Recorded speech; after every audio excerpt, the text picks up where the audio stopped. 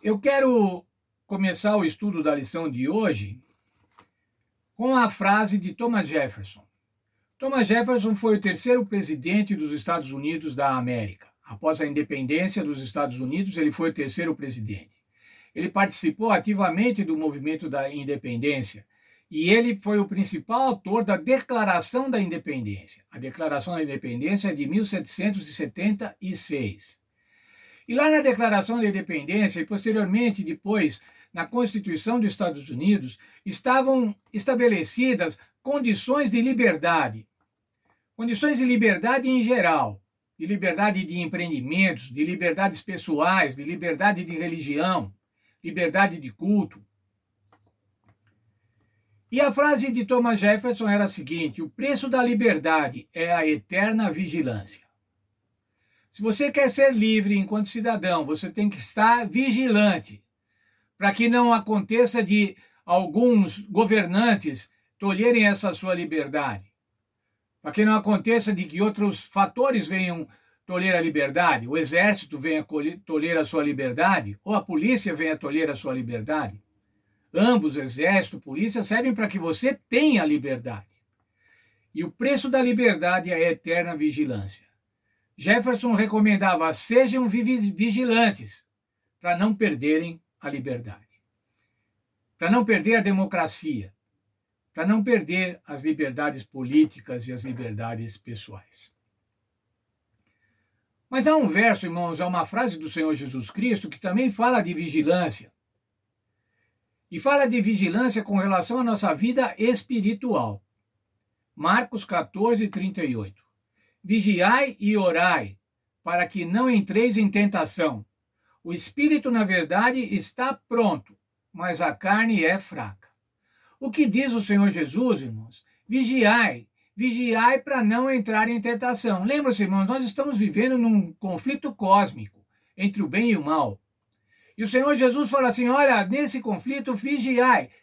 Fica esperto. Se fosse hoje, irmãos, ele diria o seguinte: fica esperto para não entrar em tentação. O espírito está pronto, mas a carne é fraca. Os seus desejos carnais podem sobrepujar os seus desejos espirituais e você, então, cair na tentação. Isso não quer dizer, irmãos, que nós nunca vamos ser tentados. Mas ser tentado não é cair na tentação. Quando você é tentado, você tem que estar espiritualmente forte para resistir à tentação. E o que aconteceu com Davi, irmãos? Davi era rei de Israel. Davi estava num período áureo do Império Israelita. E ele estava lá em Jerusalém. Vamos ver o segundo livro de Samuel, capítulo 11. Leia depois com cuidado, com carinho, segundo Samuel 11, para ver o que aconteceu com Davi. No verso 1 diz que ele estava em Jerusalém e os exércitos estavam guerreando. Primeiro, irmãos, Davi já não estava cumprindo as suas obrigações reais. As obrigações reais diziam que ele devia estar com as tropas, que ele devia estar no campo de batalha, mas ele ficou em Jerusalém, ele ficou numa boa em Jerusalém. Os exércitos estavam guerreando e ele estava no palácio, seguro em Jerusalém. Mas aí continua, irmãos, o verso 2, e diz assim, que ele se levantou, uma tarde levantou-se.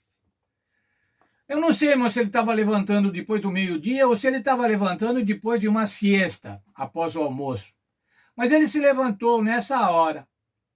Veja, irmão, estava tudo bem, tudo tranquilo. E ele foi agora para o palácio, para o terraço do palácio. E do terraço do palácio, irmãos, ele viu uma mulher muito bonita banhando-se. O texto lá do verso 2, assim, ela era muito formosa. O que acontece com Davi, irmãos, é o que acontece com todos os homens quando estão sujeitos à visão de uma mulher, a visão feminina, a visão de uma mulher nua. O instinto sexual do homem, irmãos, ele é basicamente visual. E o que aconteceu com Davi foi isso. Ele saiu no palácio, estava numa boa, viu a mulher. Viu a mulher, irmãos, e o que parece que ele ficou olhando por mais tempo, a ponto de cobiçar a mulher. A lascívia do olhar fez com que ele cobiçasse a mulher. No livro de Salmos, no capítulo 1, no verso 1, diz assim, que é bem-aventurado aquele que não se detém no caminho dos pecadores. E Davi, irmãos, estava se detendo no caminho dos pecadores. O que ele devia fazer, irmãos? Ele devia ir embora. Ele devia virar as costas e ir embora. Mas não, o que ele fez, irmão? Deu folga para Satanás. Mandou saber quem era a mulher. Vai lá ver quem que é essa mulher. Ele deu oportunidade a Satanás, irmãos. Nós não podemos dar oportunidade a Satanás, irmãos. E agora, então, ele quis saber quem era a mulher, soube que a mulher era a mulher de um militar, de Urias, mandou trazer a mulher, ele era rei, ele podia fazer. Muitas vezes, irmãos, o poder faz com que a pessoa faça coisas graves. Se você não tem poder, às vezes, dê graças a Deus. Porque o poder faz com que você cometa crimes, faz com que você traga o pecado, execute o pecado. E foi o que aconteceu com Davi. Trouxe a mulher que ele desejou visualmente, deitou-se com ela e ela ficou grávida. Mas o marido dela estava lá na batalha. E agora, o que fazer? Bem, Davi tinha um problema agora. O que era uma belíssima perspectiva para ele, relacionar-se sexualmente com aquela mulher bonita, agora era uma encrenca. O que eu vou fazer com esse filho que ela vai ter? Como é que ela vai justificar para o marido? Ah, mandou chamar o marido. Se você vai lendo no capítulo 50, no capítulo 11, você vai vendo o que aconteceu. Manda vir o marido aqui, e aí ele manda que Urias, que era o marido dela, venha da guerra. E conversar com ele, uma conversa mole, irmãos. Como é que tá lá? Como é que tá isso? Como é que tá aquilo? Ah, que bom que você veio. Então vai lá e vai para sua casa agora. Estava pensando, ele vai para casa, ele está na guerra, ele vai relacionar-se sexualmente com a sua mulher e está resolvida a questão. Entretanto, irmãos, Urias era um homem íntegro. Qual a resposta de Urias?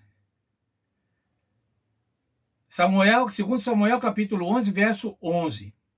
A arca de Israel e Judá estão em tendas, e Joabe, meu senhor, e os servos do meu senhor estão acampados ao ar livre.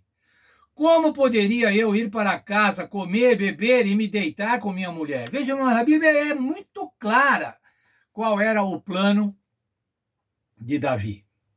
Não deu certo. Não deu certo, porque aquele marido traído era um homem íntegro. Ele não sabia ainda também que havia sido traído, que o rei havia traído ao casamento daquele homem, Urias e Betseba. Não deu certo. Bom, mas então o rei tem que ter um plano B. E aí, irmãos, você já está mergulhado no pecado. Davi já estava mergulhado no pecado, e aí o pecado passa a dominar as atitudes de Davi. Se não dá para ele ir lá dormir com a mulher e atribuir a ele e o filho, eu preciso acabar com ele. Eu preciso dar sumiço nesse Urias. E o que ele fez, irmãos? Mandou pelo próprio Urias uma carta para o comandante, está lá nos versos 14 e 15. Falou para Joabe, que era o comandante, põe Urias na frente da batalha, para que ele depois retire os homens, para que ele morra lá. E o que aconteceu, irmãos? Ele morreu. Samuel 11, 17. Segundo Samuel 11, 17. Saindo os homens da cidade e pelejando com Joabe, caíram alguns do povo dos servos de Davi.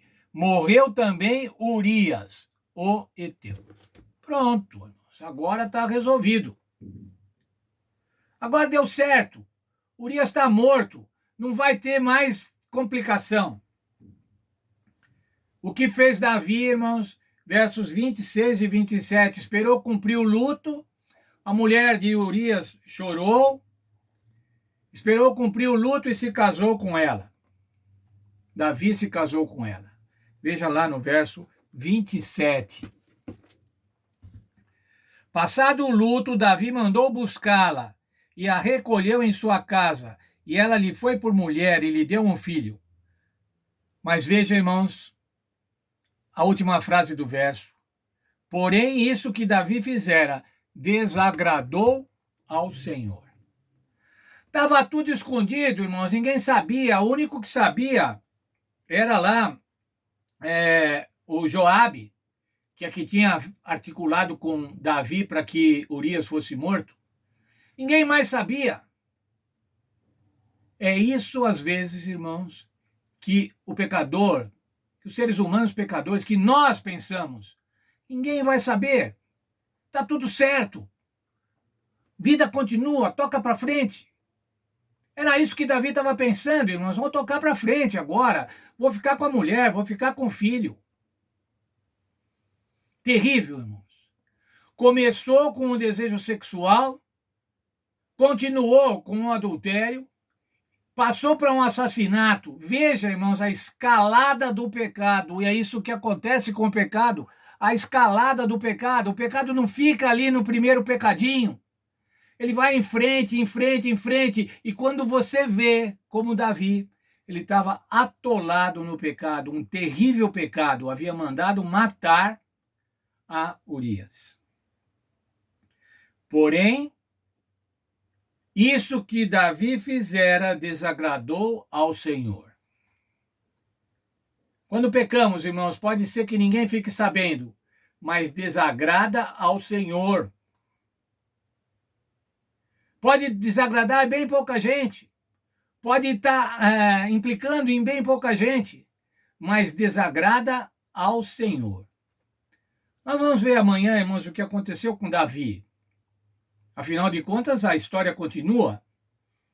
Não parou aí. Davi achou que ia parar aí, irmãos.